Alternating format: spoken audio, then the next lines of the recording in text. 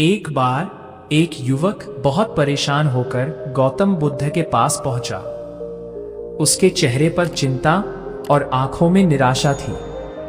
उसने बुद्ध से कहा, गुरुदेव, मेरे जीवन में इतनी परेशानियां क्यों हैं? मैं मेहनत करता हूं, फिर भी मुझे सफलता नहीं मिलती। लोग मुझे समझते नहीं हैं। मेरा मन हमेशा अशांत रहता है। बुद्ध मुस्कुराए और बोले, क्या तुम मेरे साथ थोड़ी दूर चलोगे? युवक ने हामी भर दी। चलते चलते बुद्ध ने रास्ते में एक भारी पत्थर उठाया और युवक से कहा, इसे अपने हाथ में पकड़कर चलो। युवक पत्थर लेकर चलने लगा। कुछ देर बाद उसका हाथ दर्द करने लगा। उसने कहा, गुरुदेव, अब यह पत्थर बहुत भारी लग रहा है। बुद्ध ने पूछा, अगर तुम इसे जमीन पर रख दो तो? युवक ने तुरंत पत्थर नीचे रख दिया। बुद्ध बोले, तुम्हारी परेशानियां भी इसी पत्थर की तरह है। समस्या का होना हमेशा हमारे हाथ में नहीं होता, लेकिन उसे कितनी देर तक अपने मन में पकड़े रखना है, यह हमारे हाथ में है।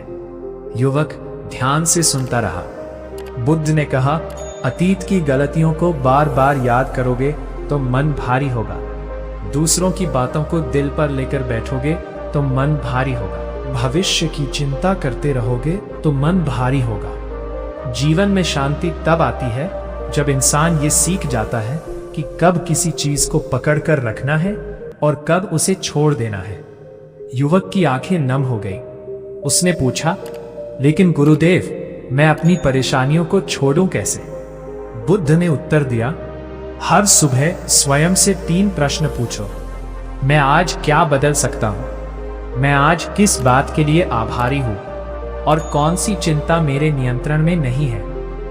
जो तुम्हारे नियंत्रण में है उसके लिए प्रयास करो। जो नियंत्रण में नहीं है उसे स्वीकार करो। और जो बीत चुका है उससे सीखो, लेकिन उसमें मत जियो। युवक ने बुद्ध को प्रणाम किया।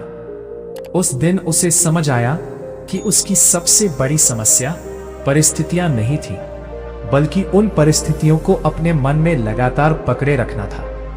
सीख, जीवन में शांति समस्याओं के खत्म होने से नहीं, बल्कि उन्हें देखने का नजरिया बदलने से आती है। जो चीज आपके मन को लगातार भारी कर रही है, उसे पहचानिए, उससे सीखिए और फिर धीरे धीरे उसे छोड़ दीजिए, क्योंकि हल्का मन ही जीवन की सबसे बड़ी ताकत है।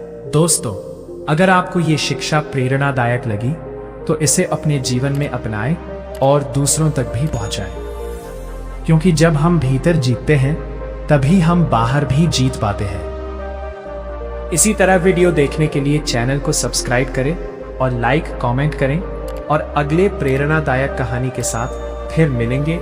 आपका दिन शुभ हो। नमो नमो बुद्धा।